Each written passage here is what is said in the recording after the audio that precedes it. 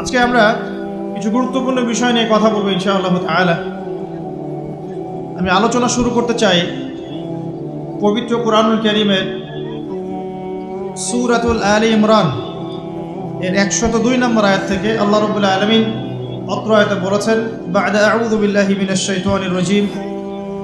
আল্লাহ রাব্বুল আলামিন বলছেন, ইয়া আইয়ুহাল্লাযীনা আমানু, হে মুমিনগণ, তোমরা যারা ঈমান এনেছো, ইত্তাকুল্লাহ, তোমরা আল্লাহকে ভয় করো,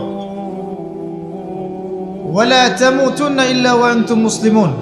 এর আগে আল্লাহ পাক বলছেন হাক্কা তুকাতিহ, ভয় করার মতো করে ভয় করো, ওয়ালা তামুতুন্না ইল্লা ওয়া আনতুম মুসলিমুন, পরিপূর্ণ মুসলিম না হয়ে কেউ মৃত্যুবরণ করো না। আল্লাহ পাক এখানে মুমিনদেরকে বলছেন, ইয়া আইয়ুহাল্লাযীনা আমানু, হে মুমিনগণ। কারা মুমিন? উত্তর পেতে হলে চলে যেতে হবে হাদিসে জিবরিলে। কোন হাদিস? হাদিসে জিবরিল, সহিহ মুসলিম হাদিস নাম্বার 9, মিশকাত হাদিস নাম্বার 2।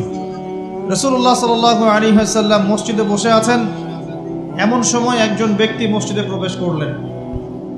আমার কি ভাষা বুঝতে পারছেন?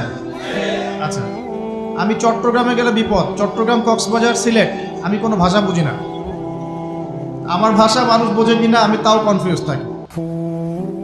তো যাই হোক, আমি সরল বাংলায় বলার চেষ্টা করছি। আল্লাহ পাক বলছেন, হে মুমিনগণ। কারা মুমিন? উত্তর আছে হাদিসে জিবরিলের মধ্যে।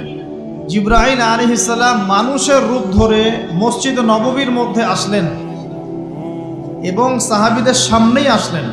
সাহাবীদের সামনে মানুষের রূপ ধরে জিবরাইল আলাইহিস সালাম এই একবারই এসেছেন, ইতিহাসে একবার। এসে নবী সাল্লাল্লাহু আলাইহি ওয়াসাল্লামকে জিজ্ঞাসা করছেন 4টা প্রশ্ন। কয়টা প্রশ্ন? 4টা। 1 নম্বর জিজ্ঞাসা করছেন, ইয়া মুহাম্মদ, বলবেন সাল্লাল্লাহু আলাইহি ওয়াসাল্লাম, হে মুহাম্মদ সাল্লাল্লাহু আলাইহি ওয়াসাল্লাম, আখবিরনি আনিল ইসলাম, আমাকে ইসলাম সম্পর্কে বলুন। নবী সাল্লাল্লাহু আলাইহি ওয়াসাল্লাম বলছেন, ইসলাম হচ্ছে আন তাশহাদা আল্লা ইলাহা ইল্লাল্লাহ ওয়া আন্না মুহাম্মাদান আবদুহু ওয়া রাসূলুহু। ইসলাম হচ্ছে এই সাক্ষ্য দেয়া যে আল্লাহ ছাড়া কোনো ইলাহ নেই এবং মুহাম্মদ সাল্লাল্লাহু আলাইহি ওয়াসাল্লাম আল্লাহর বান্দা এবং রাসূল। এটা হলো প্রথম, অর্থাৎ কালিমা লা ইলাহা ইল্লাল্লাহ। এর অর্থ হচ্ছে আল্লাহ ছাড়া আমি কারো বিধান মানতে পারবো না। কথা কি বোঝা যায়? আল্লাহ ছাড়া আমি কারো দাসত্ব করব না। আল্লাহ ছাড়া কেউ আমার রব নয়, কেউ আমার রিজিক দাতা নয়, কেউ আমার জীবন দাতা নয়, কেউ আমার মৃত্যু দাতা নয়, এমনকি আল্লাহ ছাড়া বিধান দেওয়ার মালিকও কেউ না। মুহাম্মদ রাসূলুল্লাহ, অর্থাৎ আল্লাহকে পাওয়ার জন্যে যে তরিকা, মুহাম্মদ সাল্লাল্লাহু আলাইহি ওয়াসাল্লামের পথ ও পদ্ধতি অনুসরণ করতে হবে। এই তরিকার বাইরে অন্য কোনো তরিকা ফলো করা যাবে না। হ্যাঁ, তবে তার তরিকা ফলো করা যাবে যার কথা এবং কাজ নবীর সাথে মিলে যায়, আলহামদুলিল্লাহ। যারটা মিলে না তারটা নেওয়া যাবে না। মুহাম্মদ রাসূলুল্লাহ মানে নিজের মন গড়া কোনো কাজ করা যাবে না। ইবাদত করার ক্ষেত্রে প্রত্যেকটা কাজ নবী সাল্লাল্লাহু আলাইহি ওয়াসাল্লামের সুন্নাত মোতাবেক করতে হবে। মুহাম্মদ রাসূলুল্লাহ সাল্লাল্লাহু আলাইহি ওয়াসাল্লাম। 2, ওয়া আন তুকিমাস সালাত, তুমি 5 ওয়াক্ত সালাত আদায় করবে। একটা হাদিসের মধ্যে এসেছে, মান তারাকা সালাতা মুতাআম্মিদান ফাকাদ কাফার। নবী সাল্লাল্লাহু আলাইহি ওয়াসাল্লাম বলেছেন, কোন ব্যক্তি যদি, মুসলিম ব্যক্তি, ইচ্ছাকৃতভাবে তার উপর অর্পিত ফরজ নামাজ ছেড়ে দেয়, সে ব্যক্তি কুফরি করলো। কি করলো? আর মুয়াজ বিন জাবাল রাদিয়াল্লাহু আনহু নবীজি বলছেন, মান তারাকা সালাতা মুতাআম্মিদান ফাকাদ বারিআত মিন যিম্মাতিল্লাহ। যে ব্যক্তি তার উপর অবধারিত ফরজ নামাজ ছেড়ে দেয়, সে যেন আল্লাহর জিম্মেদারি থেকে মুক্ত হয়ে গেল। আল্লাহর কোনো জিম্মেদারি নাই তার উপর। 90% মুসলিমের দেশে এটা খুবই দুঃখজনক যে আমাদের মধ্যে বেশিরভাগ মানুষ 5 ওয়াক্ত নামাজ পড়ে না। শুধু বড় গলায় কি 90% মুসলিম বললে হবে? যখন 90% মুসলিমের দেশের 100% মুসলিম 5 ওয়াক্ত নামাজ পড়বে, ইসলাম এমনি এমনি প্রতিষ্ঠা হয়ে যাবে ইনশাআল্লাহ তাআলা। যখন মুসলিম কান্ট্রির বেশিরভাগ মানুষই নামাজি হবে, ইনশাআল্লাহ আল্লাহর জমিনে আল্লাহর দিন প্রতিষ্ঠা হয়ে যাবে ইনশাআল্লাহ। আমরা যদি নামাজ আদায় না করি, দিন কি প্রতিষ্ঠা হবে ভাই? আমরা তো আমাদের দেহের উপরেই দিনটা প্রতিষ্ঠা করতে পারলাম না। পরিবারে করব কিভাবে, সমাজে কিভাবে করব, আর বিশ্বে কিভাবে করব? তবে আলোচনার একটা উদ্দেশ্য বলে দিয়ে থাকি, আগেই বলে দেই, ইসলাম দিয়ে পৃথিবী শুরু হয়েছে, নবী দিয়ে সভ্যতা শুরু হয়েছে, ইসলাম দিয়েই পৃথিবী শেষ হবে, নবী দিয়েই সভ্যতা শেষ হবে ইনশাআল্লাহ। শুরু হয়েছে আদম আলাইহিস সালামকে দিয়ে এবং শেষ হবে ইনশাআল্লাহ তাআলা নবী ঈসা আলাইহিস সালামকে দিয়ে। এই কথাটা মাথায় রাখবেন। ইহুদিরা অপেক্ষা করে বসে আছে। কিসের অপেক্ষায় বসে আছে? সব ইহুদি না অবশ্য, যারা জালেম, জায়নিস্ট, বদ, এরা অপেক্ষা করে বসে আছে যে শেষ জামানায় তাদের একজন মাসিহ আসবে। কি আসবে? মাসিহ মানে ত্রাণকর্তা, উদ্ধারকর্তা। যেই মাসিহ আসলে পরে তারা সারা বিশ্বটাকে শাসন করবে এই জেরুজালেম থেকে। কোন জায়গা থেকে? নাম শুনছেন? কোন দিকে এটা? ইসরায়েল। আচ্ছা, ইসরায়েলের না, এটা ফিলিস্তিনের। কার? এই জায়গার মালিক কে? এই জায়গার মালিক আমরা। এটা আমাদের জায়গা। 3টা মসজিদ আপনি সফর করবেন সোয়াবের আশায়, তার সবচেয়ে শ্রেষ্ঠ মসজিদ হারাম মানে মক্কায়। 1 রাকাত নামাজ পড়বেন, 1 লক্ষ রাকাত নামাজের সওয়াব হবে ইনশাআল্লাহ। 2 নাম্বার মদিনা, 1 রাকাত নামাজ পড়বেন, 1000 রাকাত নামাজের নেকি হবে ইনশাআল্লাহ। 3 নাম্বার কি? এই যে আকসা, আমরা তো ভুলেই গেছি। আকসা আমাদের, আকসা কাদের? তারা দখল করে নিয়েছে। আচ্ছা, দখল করেছে আমাদের কারণেই, আমাদের দুর্বলতার কারণেই। কিন্তু এই ভোগ দখল চূড়ান্ত হবে না, কারণ তারা অপেক্ষা করছে একজন মাসিহের জন্য, যেই মাসিহ আসলে পরে তারা জেরুজালেম থেকে বিশ্ব শাসন করবে। এখন কিন্তু বিশ্বের বড় বড় ডিপার্টমেন্টগুলো ওরা শাসন করে।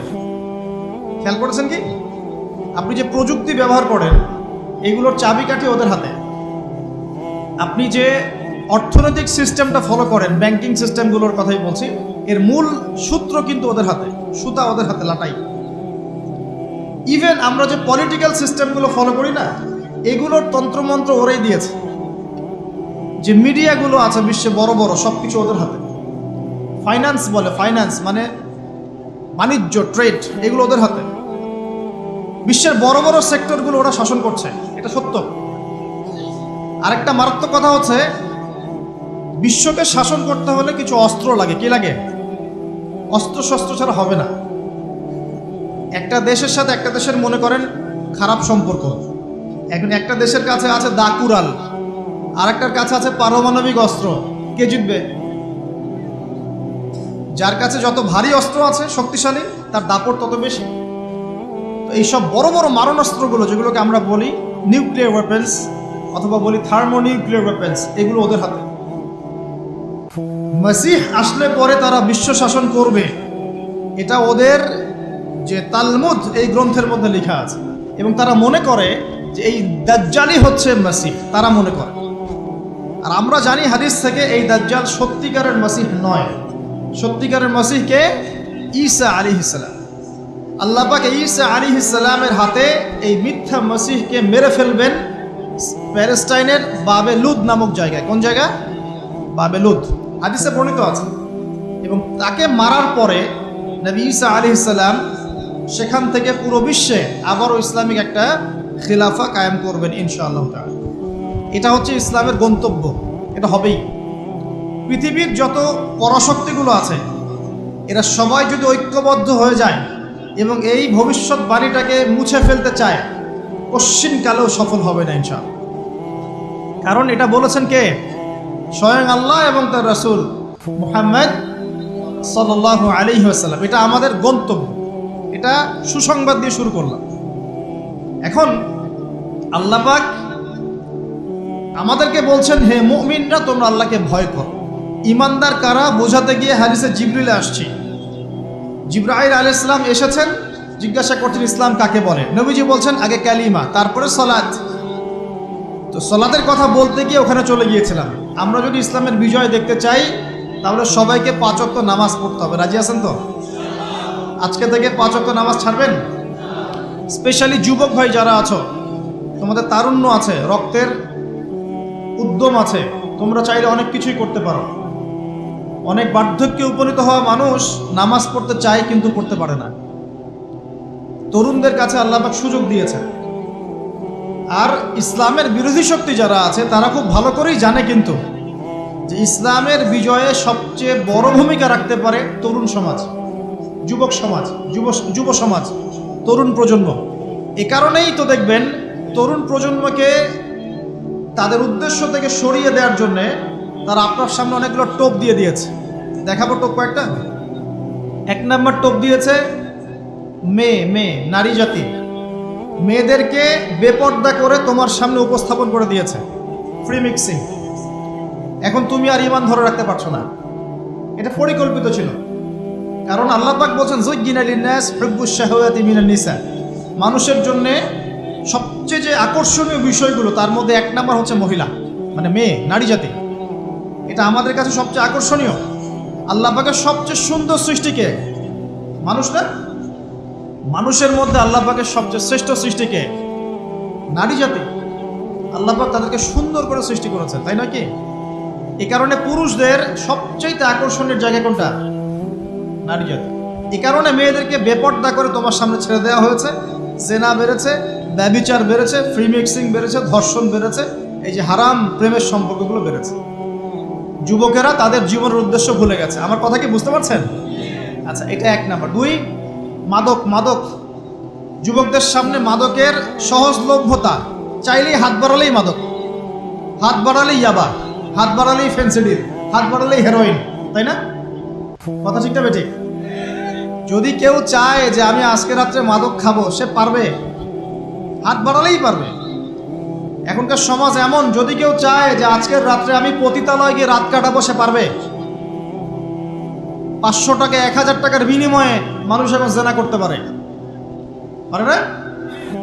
5 টাকা 10 টাকা 50 100 টাকা দিয়ে মানুষ এখন ইয়াবা কিনে খেতে পারে। আর যারা সীমান্তবর্তী অঞ্চলে আছেন তারা আরো ভালো জানেন আমার কথা কতটুকু সত্য কতটুকু মিথ্যা। যুবকদের সামনে মাদক এমনি দেওয়া হয় নাই। উদ্দেশ্য কি? তোমার দ্বারা ইসলামের বিজয় সম্ভব ছিল।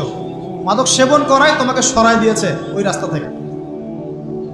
কথা বুঝতে পারছো? খুব সতর্ক। 3 নাম্বার, জুয়া। তোমার সামনে জুয়া দিয়ে দিয়েছে, জুয়া।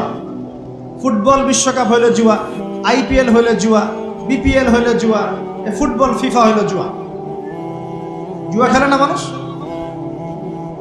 আর যে যুব সমাজ তাদের জীবনের উদ্দেশ্য জানে না, তাদের পক্ষেই সম্ভব এইসব মেসি, আর্জেন্টিনা, ব্রাজিল এইসব নিয়ে ব্যস্ত থাকা। যারা নিজেদের জীবনের উদ্দেশ্য জানে তাদের জন্য কোশ্চিনকালেও এখানে সময় নষ্ট করা সম্ভব না। দুনিয়ার জীবনটা কি খেলতামাশা? দুনিয়ার জীবনটা কি খেলতামাশার জন্য? আল্লাহ পাক যে হায়াতটা দিয়েছেন, ধরেন 50, 60 বা 100 বছর, এই হায়াতটা কে দিয়েছেন? এই সময়টার মালিক কে? তাহলে আল্লাহ যদি সময়ের মালিক হয়, আমি কেন সময় 1 ঘন্টা অপচয় করবো ওখানে বসে বসে? এই সময়টাকে আমার নাকি? সময়টা আমার বাপের নাকি? সময়টা কার? আল্লাহর দেওয়ার সময় আমি টিভি সেটের সামনে বসে বসে 1.5 ঘন্টা নষ্ট করে ফেললাম। খেললো 2টা দল আর তালি বাজাচ্ছে আমি, মাশাআল্লাহ। কালকে দেখলাম কক্সবাজার থেকে আসার সময় রাস্তা ব্লক, পুরা একটা দল জিতেছে, পুরো রাস্তা ব্লক, হাঁটা যাচ্ছে না, মিছিল, পাগলের মতো মানুষ মোটরসাইকেলে ছুটছে, গাড়ি নিয়ে ছুটছে, সিগারেট খাচ্ছে, আরো যে কি খাচ্ছে, মেয়ে নিয়ে ঘুরছে, আর একটা পতাকা নিয়ে ঘুরছে। যে দেশের পতাকা নিয়ে ঘুরছে ওই দেশ জানেও না মনে হয় যে এই দেশে এই আমার সাপোর্টার আছে।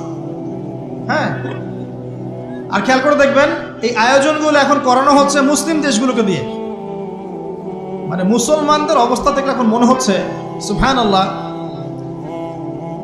যে হারাম একটা কাজকে জায়েজ করার যে কত তরিকা বের হয়েছে। এখন একটা মুসলিম কান্ট্রি জিতেছে, মানে ভাবখানা এমন যে এই জেতার ফলে আমরা ইসলামী খেলাফত কায়েম করে ফেলেছি। ভাবখানা এমন যে কুফফারদের সাথে মনে হয় যুদ্ধ জিহাদ করে বিশ্বের বুকে ইসলাম কায়েম করে ফেলেছে। ভাবখানা এমন। এই স্টেডিয়ামগুলো করতে কত কোটি বিলিয়ন ডলার খরচ করতে হয়েছে, কত শ্রমিক যে এই স্টেডিয়ামগুলো বানাতে মারা গেছে তোমরা জানোই না।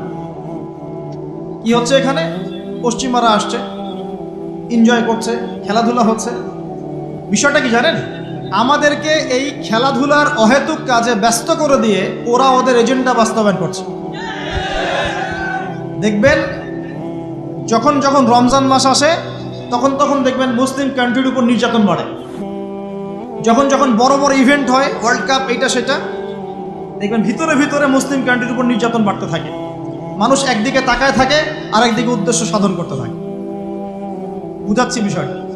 আপনার 5টা বাচ্চা আছে মনে করেন, খুব জ্বালায়, কান্নাকাটি করে, হইচই করে। আপনি মোবাইল ফোনটা বের করে দিয়ে বলেছেন, বাবা বস, তোরা 5 জন মিলে একটা কার্টুন দেখ, আমি একটু কাজটা করি। দিয়ে দিলেন, ও কার্টুন দেখছে চুপচাপ, কেউ কোনো ডিস্টার্ব নাই। আর বুঝতে পারছেন? আর এই যে বাচ্চাগুলো কার্টুন দেখছে না, এগুলো হচ্ছে আমরা এখন। আর ওই যে কাজ করছে বাপ, এটা হচ্ছে ওরা, পশ্চিমারা।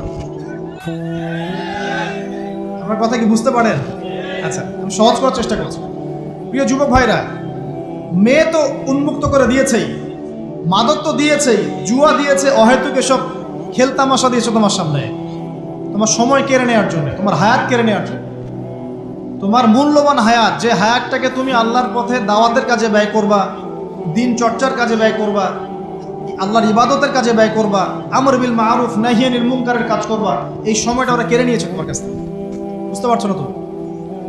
আবার নেশা দিয়ে তোমার ভিতরটা নষ্ট করে ফেলেছে, জেনা দিয়ে তোমার অন্তরের নূর নষ্ট করে দিয়েছে, ফ্রি মিক্সিং দিয়ে জেনা এবং তোমার যে পবিত্রতা, চারিত্রিক পবিত্রতা নষ্ট করে দিয়েছে। আরও দিয়েছে পর্নোগ্রাফি। বেশিরভাগ যুব সমাজ এখন বাসায় গিয়ে রাতের বেলা পর্ন দেখে। দেখা যায় সারাদিন ভালো কাজ করে, বাসায় গিয়ে রাতের বেলা পর্ন দেখে। পর্নোগ্রাফি দেখে না বা দেখে নাই কখনো, এমন একটা ছেলে খুঁজে পাওয়া যাবে না। আর যখন আপনি এগুলোতে অভ্যস্ত হয়ে যাবেন, তখন শরীর খারাপ হয়ে যাবে, মন ভালো থাকবে না, আপনি একাকী গোপন পাপ করবেন, শরীর দুর্বল হয়ে পড়বে। একটা মেয়ের দিকে আপনি সম্মানের চোখে তাকাতে পারবেন না, মনে হবে মেয়ে মানেই মনে হয় ভোগের বস্তু। পর্ণে আসক্ত যারা, তারা কোনো কাজে শান্তি পায় না, অস্থির। এমনকি তারা যদি বিয়ে শাদীও করে, তবু বৈবাহিক জীবনে সুখী হতে পারে না। কেন জানেন? নিজের শক্তি ক্ষমতাগুলো আগেই নষ্ট করে ফেলেছে। এবং অনেকগুলো মেয়ে যখন আপনি দেখবেন নগ্ন, তখন আপনার স্ত্রীকে আপনার কাছে সুন্দর মনে হবে না, মনে হবে এই মেয়ের চেয়ে মনে হয় ওই মেয়েটা সুন্দর, এর চেয়ে মনে হয় ওইটা সুন্দর।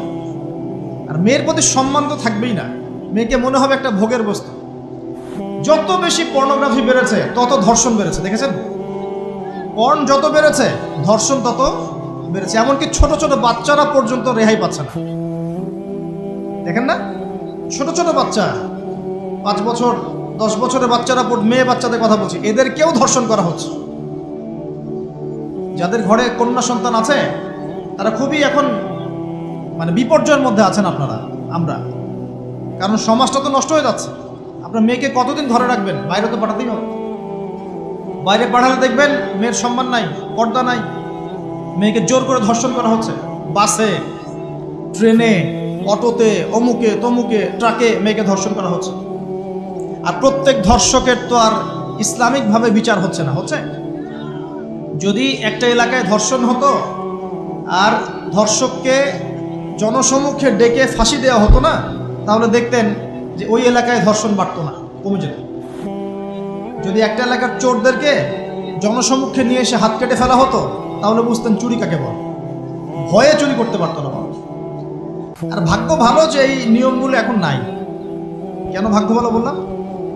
ভাগ্য ভালো কেন বললাম? কারণ এই নিয়ম যদি এই মুহূর্তে চালু করা হয়, এই মুহূর্তে যে এখন এই সেকেন্ডের মধ্যে চালু করা হয়, তাহলে অনেক বড় বড় রাঘব বোয়াল যারা আছে, ওদের হাত থাকবে না।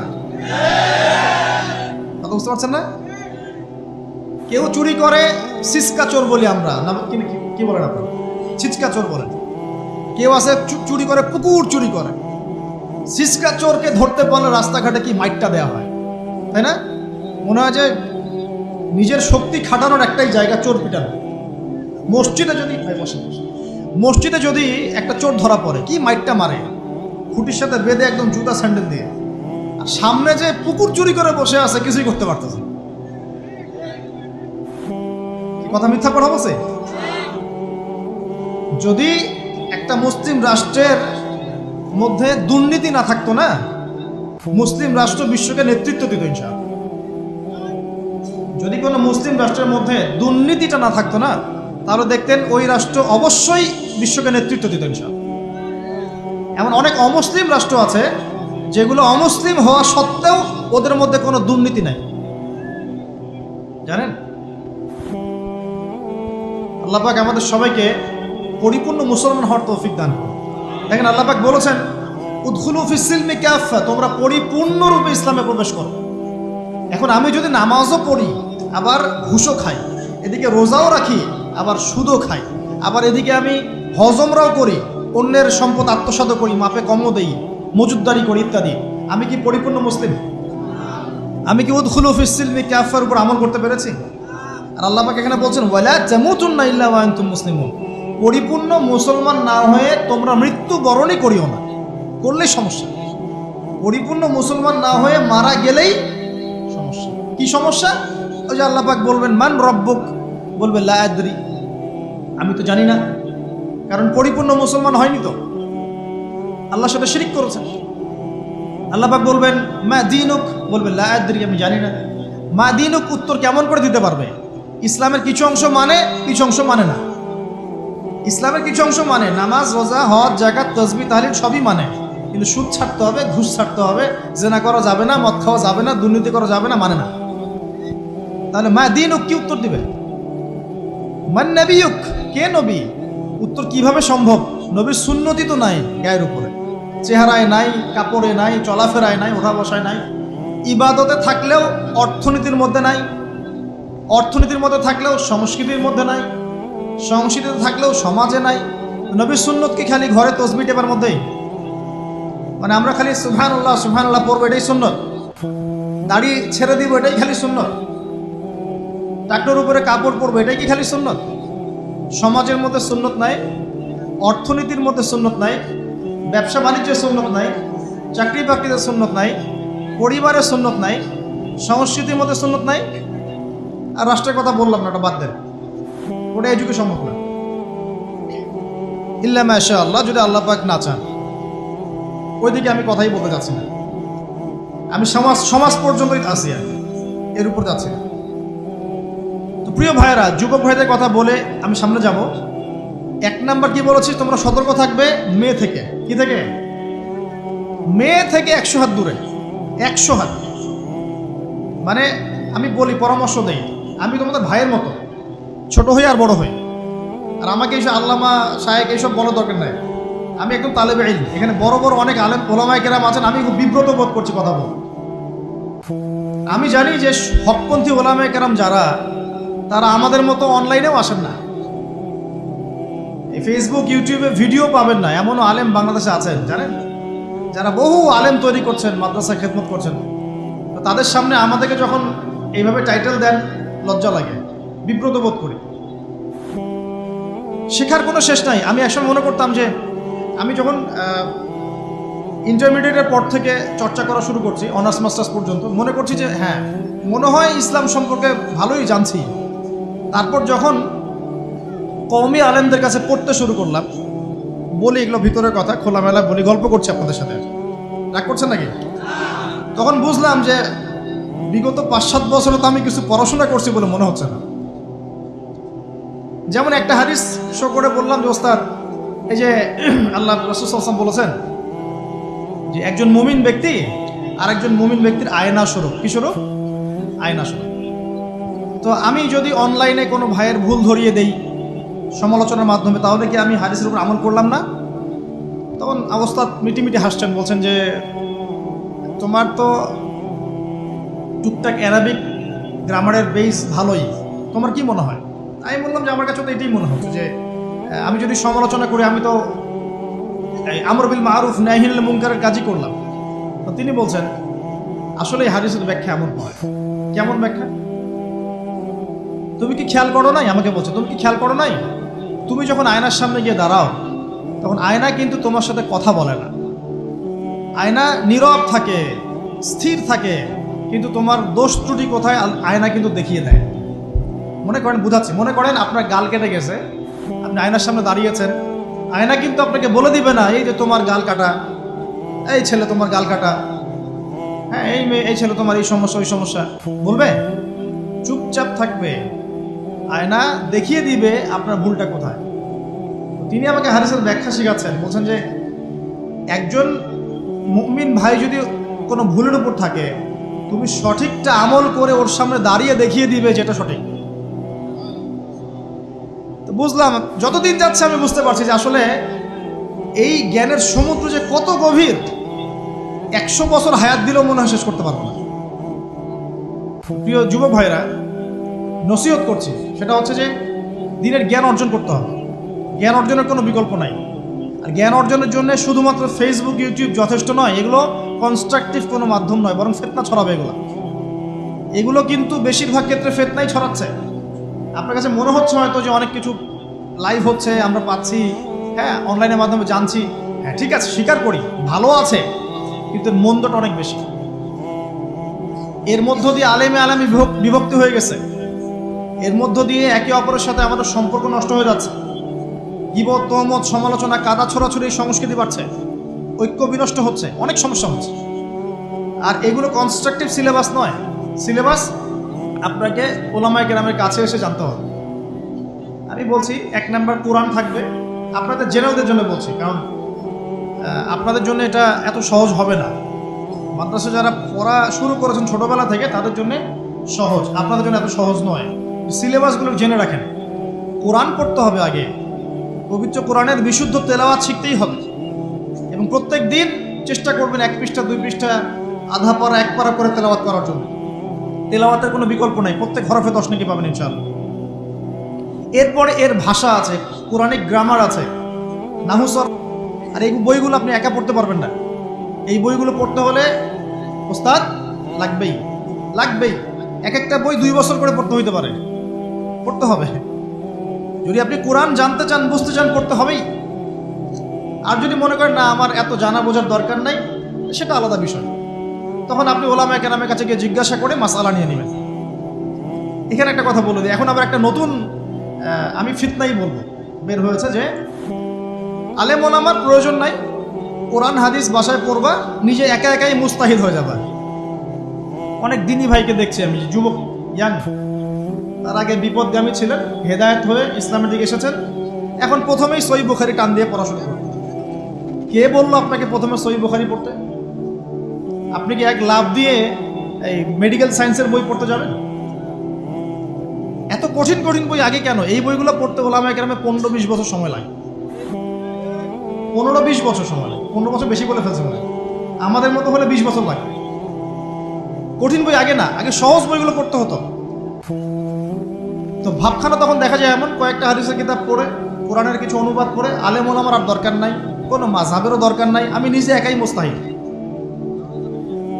এটা একটা ফিতনা চলছে। তো আমি বুঝাচ্ছি আপনাকে, একটা মাসআলা ধরেন আপনার সামনে আসলো, মনে করেন ওই যে আমি পেপার মানি নিয়ে কথা বলেছিলাম না, কাগজের টাকা, এরপর আসছে ক্রিপ্টোকারেন্সি। কি আসছে? নাম শুনেন নাই? ইলেকট্রনিক মানি তো চলে আসছে, যে ইলেকট্রনিক মানি দিয়ে আপনারা লেনদেন করছেন না, এরপরে আসবে ক্রিপ্টোকারেন্সি। ক্রিপ্টোকারেন্সি মানে বিটকয়েন। এগুলো ভবিষ্যৎবাণী না, কিন্তু কিছু মানুষ মনে করে এগুলো ভবিষ্যৎবাণী। এগুলো ভবিষ্যৎবাণী না, এগুলো বর্তমান। অলরেডি পৃথিবীর কিছু কিছু দেশে চলে আসছে, হয়তো বা এদেশেও অচিরে আসবে।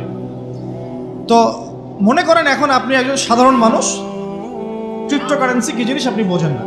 এখন আপনি একজন আলেমের কাছে আসলেন, এসে বললেন যে হুজুর, ক্রিপ্টোকারেন্সি কি জিনিস আমি বুঝি না, এটা হালাল না হারাম, জায়েজ না জায়েজ, কতটুকু রাখা যাবে রাখা যাবে না, মাসআলা দেন।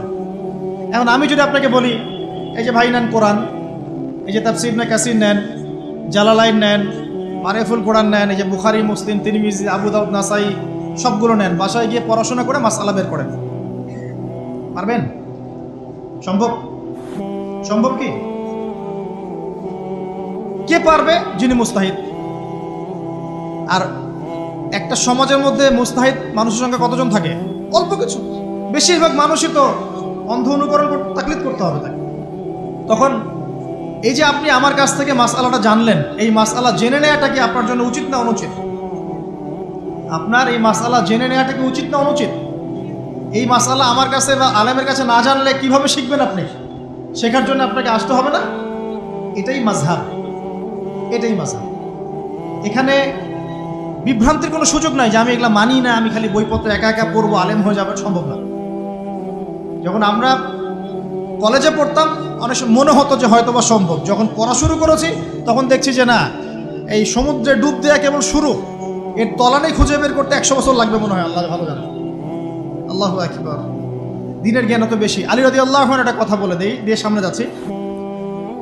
আলী রাদিয়াল্লাহু আনহু শেষ বয়সে বলছেন, তাকে প্রশ্ন করা হচ্ছে যে আপনার কি কোনো দুঃখ আছে জীবনে? আলী রাদিয়াল্লাহু আনহু বলছেন যে আমি শুরু থেকে নবী সাল্লাল্লাহু আলাইহি ওয়াসাল্লামের পাশে ছিলাম, আমার দুঃখ নাই, তবে একটা মনের কষ্ট। কি? আমি যে জ্ঞানগুলো শিখেছি নবীর কাছ থেকে সাল্লাল্লাহু আলাইহি ওয়াসাল্লাম, সেই জ্ঞান বিতরণ করার জন্য কোনো পাত্র খুঁজে পেলাম না। কি গভীর কথা! যে জ্ঞান শিখেছি এটা বিতরণ করার পাত্রই খুঁজে পেলাম না। তাহলে পাত্র, আমরা তো পাত্র, জ্ঞান বিতরণ করবেন উলামায়ে কেরাম। পাত্র আমরা যদি পরিষ্কার না হই, জ্ঞান কিভাবে পাবেন? সম্ভব? সম্ভব না। আরেকটা বিষয় বলে দেই, যখন আপনি জ্ঞানের চর্চায় মাঠে নামবেন, আল্লাহ পাক আপনার সম্মানার্থে ফেরেশতার পাখা আপনার পায়ের নিচে বিছিয়ে দিবেন ইনশাআল্লাহ। আর যখন আপনি জ্ঞান চর্চা করে আলেম হবেন ইনশাআল্লাহ তাআলা, আপনার জন্যে আসমান জমিনের সমস্ত মাখলুক, এমনকি সমুদ্রের নিচের মাছ, গর্তের ভিতরের পিপিলিকা, সবাই আল্লাহর কাছে আপনার জন্য ইস্তেগফার করবে ইনশাআল্লাহ। একটা হাদিসে নবীজি বলেছেন যে আকাশের চাঁদটাকে তোমরা যেমন দেখো উজ্জ্বল অন্য নক্ষত্রগুলোর তুলনায়, ঠিক তেমনি সাধারণ মানুষের উপরে একজন আলেমের মর্যাদা এমন। তো প্রিয় ভাইয়েরা, যুবক ভাইদেরকে বলছে স্পেশালি, আজকের লেকচারটা স্পেশালি তোমাদের জন্যই। এই ফাঁদগুলো থেকে বেঁচে থাকবে এবং এলেম অর্জন করবে। এলেম অর্জনের কোনো বিকল্প নয়, এবং এলেম অর্জনের জন্য সিলেবাস লাগবে। আর অনেক বইপত্র একা একা পড়তে পারবে না, আলেম ওলামাদের সংস্পর্শ লাগবেই, অন্যথায় পারবে না। এর পাশাপাশি আপনি সিরাতের বই পড়বেন, ইতিহাস পড়বেন, ইসলামিক অর্থনীতি পড়বেন, হ্যাঁ, ভূরাজনৈতিক প্রেক্ষাপটের বইগুলো পড়বেন, এগুলো ঠিক আছে। এবং জেনারেল লাইনে যেখানে পড়াশোনা করছেন, এই পড়াশোনাও কন্টিনিউ করবেন, এবং আপনার প্রতিভা দিয়ে আপনার জায়গা থেকেই ইসলামের খেদমত করবেন ইনশাআল্লাহ। পারা যাবে না? আল্লাহ তৌফিক দান করুন। যুবক ভাইদের সামনে এই ফাঁদ। কেন ফাঁদ? কারণ যুবক ভাইরা যদি জীবনের উদ্দেশ্য জেনে ফেলে এবং ইসলাম প্রতিষ্ঠার কাজে আত্মনিয়োগ করে, তাহলে কুফফার শক্তি পালানোর জায়গা খুঁজে পাবে না ইনশাআল্লাহ। প্রিয় ভাইরা, আল্লাহ রাব্বুল আলামিন বলছেন মুমিনদেরকে, হে মুমিনরা, তোমরা আল্লাহকে ভয় করো। দেখুন, 6টা পিলারে বিশ্বাস না করা পর্যন্ত কেউ মুমিন হয় না। কয়টা পিলার? 1 নাম্বার হচ্ছে আল্লাহর প্রতি বিশ্বাস। 1 নাম্বার আল্লাহর প্রতি বিশ্বাস। 2 ফেরেশতা মণ্ডলীর প্রতি বিশ্বাস। 3 আসমানি কিতাব সমূহে বিশ্বাস। 4 নবী রাসূলগণের প্রতি বিশ্বাস। 5 পরকালের প্রতি বিশ্বাস। এবং 6 তাকদীরের ভালো মন্দের প্রতি বিশ্বাস। এই 6টা পিলারকে মনে বিশ্বাস করতে হয়, মুখে স্বীকৃতি দেওয়া লাগে, এবং কাজেও বাস্তবায়ন করতে হয়। তারপর আপনি মুমিন হবেন ইনশাআল্লাহ। আল্লাহ পাক বলছেন আমাদেরকে, এই মুমিনদেরকে, তোমরা আল্লাহকে ভয় করো, ভয় করার মতো ভয় করো। এটার ব্যাখ্যা কি? ভয় করা মানে কি? শুধু নেক আমল করা মানেই আল্লাহকে ভয় করা নয়। আল্লাহ পাকের যত নিষেধ আছে, এই নিষেধগুলো ছেড়ে দেওয়ার নাম হলো আল্লাহকে ভয় করা। যদি আমি নামাজ পড়ি, প্রমাণিত হবে না যে আমি আল্লাহকে ভয় করি। হারাম ছেড়ে নামাজ পড়েন, হালাল খেয়ে নামাজ পড়েন, প্রমাণ হবে আপনি আল্লাহকে ভয় করেন। নামাজ পড়াটা একটু সহজ কাজ, কিন্তু এই হারাম রিজিক ছেড়ে দেয় এত সহজ কাজ নয়। রোজা রাখা সহজ কাজ তুলনামূলক, কিন্তু সুদ ঘুষ ছেড়ে দেওয়া এত সহজ কাজ নয়। তাসবিহ তাহলিল করা সহজ কাজ, কোরআন তেলাওয়াত করাও সহজ কাজ তুলনামূলক, কিন্তু ওই বোনের সম্পত্তি তাকে ফিরিয়ে দেওয়া এত সহজ নয়। অন্য মুসলিম ভাইয়ের মান সম্মান রক্ষা করা তো সহজ নয়। পরিবারে পর্দা এবং নামাজ কায়েম করা তো সহজ নয়। এবং এই সুদ ঘুষ দুর্নীতি অন্যের সম্পদ আত্মসাৎ থেকে বের হয়ে আসা এত সহজ নয়। তাকওয়া মানে কি? পরিপূর্ণরূপে ইসলামে প্রবেশ করা, আল্লাহ পাকের যাবতীয় হুকুম আহকাম মেনে চলা, আদেশও এবং নিষেধ। আল্লাহ পাক বলছেন শেষে, ওয়ালা তামুতুন্না ইল্লা ওয়া আনতুম মুসলিমুন। একজন নবীর কথা খালি বলবো, বিশৃঙ্খলা করেন না, একটু ধৈর্যের সাথে বসেন। আমরা খুব লম্বা আলোচনা করবো না, একটু বসেন, শেষ করে দিচ্ছি আস্তে আস্তে। আর যদি কারো কোনো প্রশ্ন থেকে থাকে, এভাবে চিরকুট আকারে আমাদের এখানে দিতে পারেন ইনশাআল্লাহ। মুসলিম না হয়ে মৃত্যুবরণ করো না। আল্লাহ পাকের কালাম পবিত্র কোরআনের মধ্যে সূরা হজ নামে একটা সূরা আছে। এখানে আল্লাহ পাক সূরা হজের মধ্যে ইব্রাহিম আলাইহিস সালামের কথা বলছেন যে হুয়া সাম্মাকুমুল মুসলিমিন। ইব্রাহিম আলাইহিস সালাম সেই নবী যিনি তোমাদের নাম মুসলিম দিয়েছেন। কি দিয়েছেন? আচ্ছা, ইব্রাহিম আলাইহিস সালামের দুটো ঘটনা বলবো খালি, আমি আপনাকে ইসলাম দেখাচ্ছি কি জিনিস। দেখুন, তার স্ত্রীকে আল্লাহ পাক বলছেন রেখে আসো, হাজেরা আলাইহিস সালামকে রেখে আসো মক্কার কাবা ঘরের কাছে, যেখানে কোনো মানুষ নাই, কোনো খাবার পানি কিচ্ছু নাই, সাথে ছোট সন্তান ইসমাইল। দেখেন, রেখে আসার সময় কিন্তু ইব্রাহিম আলাইহিস সালাম আল্লাহকে বলেন নাই যে আল্লাহ আমি আমার স্ত্রী সন্তানকে ওখানে কেন রেখে আসবো, এর পিছনে যুক্তি কি, এর পিছনে বিজ্ঞান কি, এর পিছনে দর্শন কি জিজ্ঞেস করেছিলেন? আল্লাহ পাক বলেছেন সামি'না আতা'না। সন্তান বড় হয়েছে, আল্লাহ পাক বলছেন তাকে জবাই করতে হবে। তিনি সন্তানকে গিয়ে বলছেন ইয়া বুনাইয়া ইন্নী আরা ফিল মানামি আন্নী আযবাহুক, আমি স্বপ্নে দেখছি তোমাকে জবাই করছি, ফানজুর মাযা তারা, তোমার কি রায় আমাকে বলো। সন্তান বলছে এবার ইয়া আবাতি, হে আমার আব্বা, ইফআল মা তু'মার, আপনাকে যে আদেশ করা হয়েছে সে আদেশ আপনি পালন করেন। সাতাজিদুনি ইনশাআল্লাহু মিনাস সাবিরিন, ইনশাআল্লাহ আপনি আমাকে ধৈর্যশীল পাবেন। কে বলছে এটা? ইসমাইল। ইসমাইলের মধ্যে কি এখনকার তরুণদের জন্য আদর্শ নাই? যে বয়সে ইসমাইল আলাইহিস সালাম বলছেন আব্বা আমাকে জবাই করে দেন, কোনো সমস্যা নাই, ইনশাআল্লাহ আপনি আমাকে ধৈর্যশীল পাবেন, ওই বয়সের আমাদের তরুণ প্রজন্ম টিকটক প্রজন্ম, ওই বয়সে আমাদের তরুণ প্রজন্ম কিশোর গ্যাংয়ে যোগ দিয়েছে, জেনা করেছে, মাদক খাচ্ছে, জুয়া খেলছে, এই যে জার্সি গাইতে ঘুরে বেড়াচ্ছে। দেখেন, এই ওয়াজে আসার সময় দেখলাম যে কিছু ছেলে দাঁড়িয়ে আছে ওখানে, কি হচ্ছে ওখানে দাঁড়ায়, বক্তা এখন আসে নাই, সিগারেটের প্যাকেট থেকে সিগারেট বের করে টান দিচ্ছে ওখানে। বক্তা তো এখন আসেন, টান দিয়ে যায়, তারপর বসে। মাদক বলতে কি বোঝো তোমরা? খালি গাঁজা, ইয়াবা, ফেন্সিডিলি মাদক? সিগারেটটা মাদক না? এই জর্দা খাই, এটা কি মাদক না? এগুলো মাদকের মধ্যে পড়ে, এগুলো ফ্যাশন হয়ে গেছে এখন। আল্লাহ পাক তোমাদেরকে এগুলো থেকে হেফাজত করুন। আমি দেখেন, ইসমাইল বলছেন হে আমার আব্বা আমাকে আপনি জবাই করে দেন, যদি আল্লাহ আদেশ করে থাকেন, আমাকে ধৈর্যশীল পাবেন ইনশাআল্লাহ। মা বোনদের জন্য বলছে এখানে একটা কথা, দেখুন প্রিয় মা বোনরা ভালো করে শুনুন। দেখুন, ইসমাইল আলাইহিস সালামকে কিন্তু তার বাবা বড় করেন নাই। ইসমাইল আলাইহিস সালাম বড় হয়েছেন মক্কায় তার মায়ের কাছে, হাজরা আলাইহিস সালামের কাছে। আর ইব্রাহিম আলাইহিস সালাম থাকতেন সিরিয়ায়, শামে, তার আরেক স্ত্রী সারা আলাইহিস সালামের সাথে। তিনি যাওয়া আসা করতেন। আর তখনকার যাওয়া আসা এত সহজ ছিল না, তখন কোনো মোটর যান ছিল না। তো দেখুন, যেমন মা তেমন সন্তান। কেমন মা? হাজরা আলাইহিস সালামকে বলা হচ্ছে যে তোমাকে এখানে রেখে যেতে আল্লাহ আদেশ করেছেন। তো হাজরা আলাইহিস সালাম বলছেন এখানে তো কোনো পানিও নাই, কোনো খাবারও নাই, আপনি এখানে আমাদেরকে একা ফেলে যাচ্ছেন। ইব্রাহিম আলাইহিস সালাম বলছেন আল্লাহর আদেশ, কিছু করার নাই। এখন হাজরা আলাইহিস সালাম বলছেন আচ্ছা যদি আল্লাহ আদেশ করে থাকেন তাহলে ইনশাআল্লাহ আল্লাহ আমাদের হেফাজত করবেন, আল্লাহর প্রতি আমি পূর্ণ তাওয়াক্কুল করলাম। কে বলছেন? হাজরা। এই হাজরা আলাইহিস সালামের দেখেন, এখানে তো কোনো খাবারই নাই, পানিও নাই, এক মশক পানি, একটু খাবার, দ্রুতই শেষ হয়ে গেল। শেষ হওয়ার পর তিনি ছোটাছুটি করছেন, suffer Marwa, suffer Marwa, suffer Marwa, কোথাও যদি একটু পানি পাওয়া যায়। কি তাওয়াক্কুল আল্লাহর প্রতি, ছোটাছুটি করছেন। বাচ্চা ইসমাইল কান্নাকাটি করছে। মায়ের এই ছোটাছুটি আল্লাহর কাছে এত পছন্দ হয়েছে, যতদিন হজ থাকবে এই হাজরা আলাইহিস সালামের স্মৃতির সাথে জড়িত এই সাই থাকবে।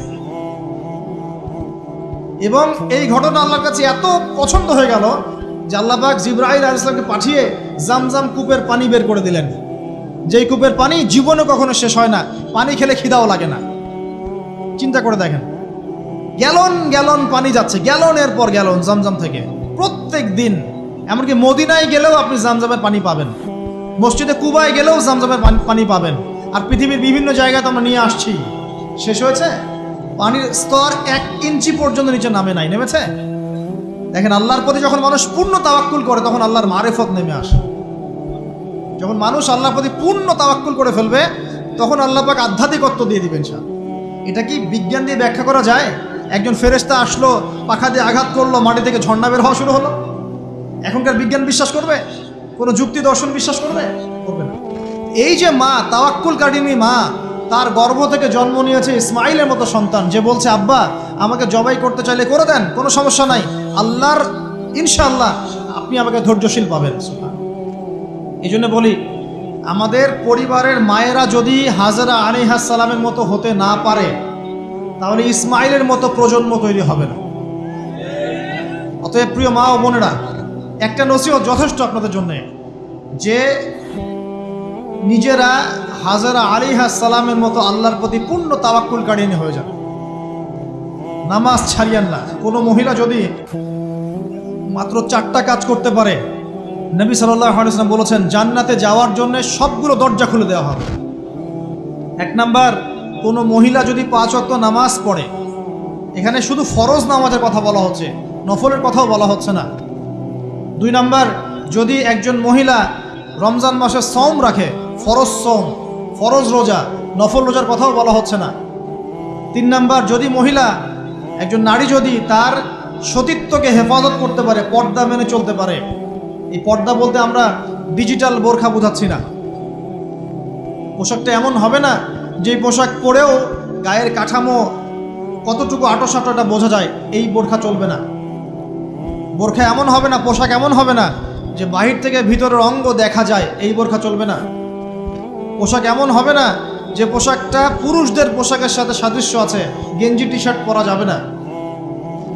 পোশাকটা এমন হবে না যেই পোশাকটা অমুসলিমদের সংস্কৃতির সাথে বা ধর্মীয় কালচারের সাথে সাদৃশ্য আছে, এমন পোশাকও চলবে না। যদি কোনো নারী 3 নাম্বার তার লজ্জাস্থানের হেফাজত করতে পারে, মানে শরঈ পর্দা মেনটেন করতে পারে, আর পর্দা করে যদি কলেজে গিয়ে আর ইউনিভার্সিটিতে গিয়ে সহি প্রেমে লিপ্ত হন, তাহলেও পর্দা হবে না। কথা বোঝাতে পারছি না মনে হয়? পর্দা করেও যদি ইউনিভার্সিটিতে গিয়ে গ্রুপ স্টাডি করতে হয় গায়রে মাহরামের সাথে, এই পর্দাও চলবে না। পর্দা মানে পর্দা। পর্দা করে যে দুলা ভাইয়ের সাথে কুটুস কুটুস গল্প করা শুরু করেন, ইডিস পিডিস, চলবে না পর্দা। দেবর আর ভাবি, এখন দেখেন না, দেবর ভাবি, শালি দুলা ভাই, চাচাতো ভাই চাচাতো বোন, কোন জায়গায় সমাজ গিয়েছে জানেন? এমনও নিউজ বাংলাদেশে এসেছে, নাউজুবিল্লাহ বলতে বলতে রুচুতে বাঁধে, যে বাবা মেয়ের সাথে পর্যন্ত জেনা করে ফেলেছে। এই ঘটনা জানেন না? বাংলাদেশে একাধিক ঘটনা ঘটেছে। আস্তাগফিরুল্লাহ, ইন্না লিল্লাহি ওয়া ইন্না ইলাইহি রাজিউন। কোন যুগে আছেন চিন্তা করেন। কেউ কারো থেকে বাদ না, শিক্ষকের সাথে ছাত্রী, ছাত্রর সাথে শিক্ষিকা, বসের বস আর কলিগ, মহিলা কলিগ বস, মহিলা বস, পুরুষ কর্মচারী, হ্যাঁ, অমুক কর্মকর্তা, তমুক কর্মকর্তা। মাঝখানে একটা সিসিটিভির ফুটেজ ফাঁস হয়ে গেল, দেখলেন না কি হইল? মনে আছে? ভুলে গেছেন মনে হয়। একটা টাইটেল, একটি সিসি ক্যামেরা সারা জীবনের কান্না, মনে নাই? ভুলে গেছেন আপনারা? হ্যাঁ, এই যে মনে আছে। তো কে কার থেকে বাদ? ফুফাতো ভাই, চাচাতো বোন, হ্যাঁ, খালাতো বোন, খালাতো ভাই, মানে কাজিন, দেবর ভাবি, শালাদুল্লাহ ভাই, শালিদুল্লাহ ভাই, সব দেখবেন জেনা করতেছে না? পরকিয়া তো নিত্যদিনের ব্যাপার। পরকিয়া না করলে এখন পেটের ভাতই হজম হয়। বাসায় একটা স্ত্রী আছে, বাইরে 3-4টা মেয়ের সাথে টাঙ্কি মেরে বেড়াবে, কোনো সমস্যা নাই। সমস্যা কোথায় বলি? সমস্যা হচ্ছে যদি আপনার স্ত্রী থাকে একজন নেককার বা সতীসাধী নারী থাকে, এবং তার পারমিশন নিয়ে যদি আপনি আরেকটা বিয়ে করতে যান, সমস্যা আছে।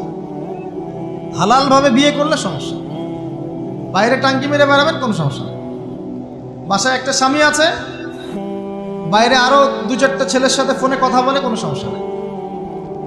আমরা এখন কি করি জানেন? আমরা জেনাকে প্রমোট করি, নগ্নতাকে প্রমোট করি, আর বিয়ে হালাল জিনিসগুলোকে আমরা ঢেকে দেই, বাধা দেই। বিয়ে করতে চান, দেখবেন বাধা পাবেন। জেনা করতে চান, বাধা পাবেন না। হ্যাঁ, বিশ্বাস করছেন না? বিয়ে করতে যে দেখেন খালি কত বাধা আসে, আর জেনা করতে চান, কোনো বাধা নেই। মদ খাইতে চান, কোনো বাধা নাই। লিগ্যাল কিছু পতিতালয় আছে আমাদের দেশে, লিগ্যাল, এবং তাদেরকে পতিতা বললেও মানুষ রাগ করে। এখন বলতে হবে যৌনকর্মী, সেক্স ওয়ার্কার। কেন? তাদের যদি এতই সম্মান দেওয়ার ইচ্ছা থাকে আমাদের, আমরা কি ওদেরকে হালাল কোনো কর্মসংস্থান দিয়ে এই পাপের পথ থেকে ফেরাতে পারি না? ঠুনকো আবেগ দেখাও মিয়া, বাইরে খালি কিছু টাকা পয়সা ইনভেস্ট করে একটা প্রজেক্ট হাতে নিয়ে এই মেয়েদেরকে, মহিলাদেরকে যদি একটা ভালো কর্মসংস্থানের ব্যবস্থা করে, ওরা কি জেনা করবে নাকি? ও তো টাকার জন্য করে, পেটের দায়ে করে। কোনো মেয়ে কি চায় নিজের ইজ্জত মানুষের কাছে বিক্রি করতে? কোনো মেয়ে চায় না। প্রিয় দিনী বোনেরা, পোশাক এই 4টা মূলনীতি মেনে চলবেন। পোশাক এমন হবে না, আটো-সাটো পোশাক চলবে না, পাতলা পোশাক চলবে না, বাইরে থেকে ভিতর দেখা যায়, পুরুষের পোশাক চলবে না, এবং অমুসলিমদের সাদৃশ্য আছে এমন পোশাক চলবে না। আপনি বাসায় কি পোশাক পরে থাকেন, আমরা এখানে তো কোনো রকম ইন্টারফেয়ার করতে যাচ্ছি না। বাইরে যদি গায়রে মাহরামদের সাথে বের হন, সামনে বের হন, তাহলে অবশ্যই আপনাকে এই পর্দা মেনটেন করেই আসতে হবে। এটা ইসলামিক লস। আল্লাহর আইন যদি আপনি না মানেন, আপনার কবর আপনার, আমার কবর আমার। ফাযাক্কির ইন্নামা আনতা মুযাক্কির, উপদেশ দাও তুমি, শুধু উপদেশদাতা। লাস্তা আলাইহিম বিমুসাইতির, তুমি কারো প্রতি দারোগা নও, আমাদের দায়িত্ব জাস্ট প্রচার করা। বাল্লিগু আন্নী ওয়ালাউ আয়া, একটা আয়াত জানলেও খালি প্রচার করে দাও, দ্যাটস অল। ফাযাক্কির ইন নাফাআতিয যিকরা, তুমি উপদেশ দাও যদি উপদেশ কোনো কাজে আসে। প্রিয় ভাইয়েরা, বন্ধুদের কথা বলতে এখানে এসেছিলাম। একটা মেয়ে 4টা কাজ করলে জান্নাতে চলে যাবে ইনশাআল্লাহ। 5 ওয়াক্ত নামাজ, ফরজ নামাজ, 2 রমজান মাসের সওম, 3 নাম্বার লজ্জাস্থানের হেফাজত, আর 4 নাম্বার স্বামীর আনুগত্য। স্বামীর কি দেখেন, ফ্যামিনিস্ট মেয়েরা বলবে স্বামীর দাসত্ব। দাসত্ব আনুগত্য এক জিনিস নয়, মনে থাকবে। দাসত্ব আনুগত্য এক জিনিস নয়। আনুগত্য মানে কি? আনুগত্য মানে আপনার স্বামী আপনাকে কোরআন সুন্নাহ মতো চালানোর চেষ্টা করছে, আপনি এটা ফলো করবেন, আনুগত্য। আর আপনার স্বামী যদি আপনাকে কোরআন সুন্নাহর বাইরে যদি বলে যে আসো, অফিসের কলিগরা আসছে, আমার টেবিলে খাবার পরিবেশন করো, যাবেন না আপনি, আনুগত্য করবেন না। আপনার স্বামী বলছে যে সুন্দর করে সাজুগুজু করো, আজকে ঘুরে আসি সাজেক, ঠিক আছে, বাইকের পিছনে বসে আপনাকে নিয়ে যেতে যাচ্ছে, আপনি যাবেন না, বলবেন যে এরকম সাজুগুজু করে গায়রে মাহরামদের সামনে যাওয়া জায়েজ নাই।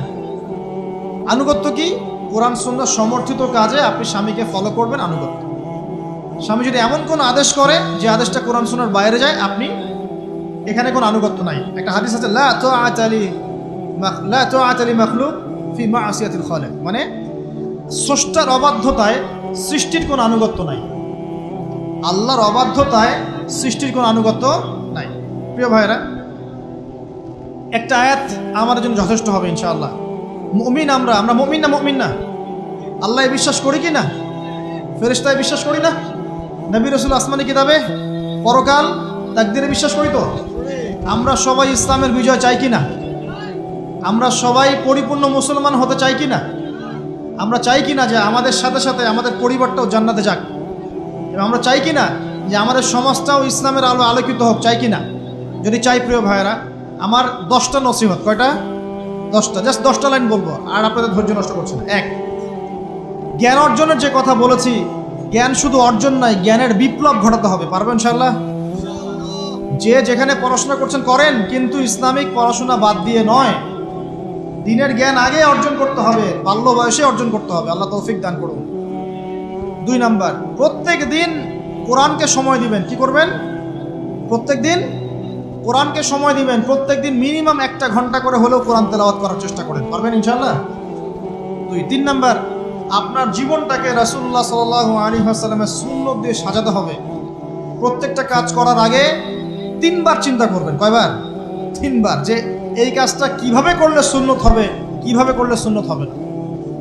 এই রাত্রে ঘুমাবেন, 3 বার চিন্তা করবেন যে কি কি কাজ করে ঘুমালে পরে ঘুমটা সুন্নত হবে, নেকি হবে। ওযু করবেন, সূরা ফালাক নাস ইখলাস পড়বেন, আয়াতুল কুরসি পড়বেন, সূরা বাকারার শেষে 2টা আয়াত পড়বেন, 33 বার সুবহানাল্লাহ, 33 বার আলহামদুলিল্লাহ, 34 বার আল্লাহু আকবার পড়বেন। ডান দিকে কাত হবেন, আল্লাহুম্মা বিইসমিকা আমুতু আহইয়া, ব্যাস। যদি 6 ঘন্টা ঘুমিয়ে থাকেন, 6 ঘন্টার প্রত্যেক সেকেন্ডে নেকি পাবেন ইনশাআল্লাহ। এর নাম সুন্নত। প্রতিটা কাজ সুন্নত মাফিক করতে হবে। একটা খালি কথা বলে দেই, শুধু একবার দরুদ পড়ে নাই, নবীর নাম শুনে দরুদ পড়ে নাই ইচ্ছাকৃতভাবে, তাকে নবীজি বলছেন সে ধ্বংস হোক। নবী বলছেন আমিন, মানে বদদোয়া হচ্ছে এটা। তাহলে সারা জীবন যে আমরা দাড়ি রাখছি না, টাকনোর নিচে কাপড় পরছি, হ্যাঁ, যে গোফ লম্বা করে একদম শুশুকের মতো রেখে দিয়েছি, কাটছি না, লেবাস ইসলাম না আসছে না, নামাজ পড়ছি না সুন্নাহ মোতাবেক জীবন করছি না, আমাদের কি হবে? আমরা কি নবী সাল্লাল্লাহু আলাইহি ওয়াসাল্লামের সুপারিশ পাবো? কবরে তাকে দেখালে উত্তর দিতে পারবো ইনশাআল্লাহ। কখন? যখন আমরা পুরো জীবনটাকে নবীর সুন্নাহ মতো ঢেলে সাজাবো ইনশাআল্লাহ। সূরা আল ইমরানের মধ্যেই আছে, কুল ইন কুনতুম তুহিব্বুনাল্লাহ ফাত্তাবিউনি। আল্লাহ বলছেন, হে নবী বলে দিন, তোমরা যদি আমার ভালোবাসা চাও, আল্লাহকে পেতে চাও, তাহলে নবীকে অনুসরণ করো, আমাকে অনুসরণ করো। আল্লাহ পাক কি করবেন? ইউহিব্বুকুমুল্লাহ, আল্লাহ পাক তোমাদেরকে ভালোবাসবেন। ইয়াগফির লাকুম যুনুবাকুম, আল্লাহ পাক তোমাদের সমস্ত গুনাহ মাফ করে দেবেন ইনশাআল্লাহ। আল্লাহু গফুরুর রহিম। 3 নাম্বার বলেছি ভাই, নবীর সুন্নাহ মতো জীবন গড়েন। 4, একটা হালাল রিজিক অন্বেষণ করেন, হারামে যাবেন না। ওয়াদা করেন যে না খেয়ে মরে গেলেও হারাম রিজিকে যাবেন না। পারবেন তো ইনশাআল্লাহ? আল্লাহ পাক তৌফিক দান করুন।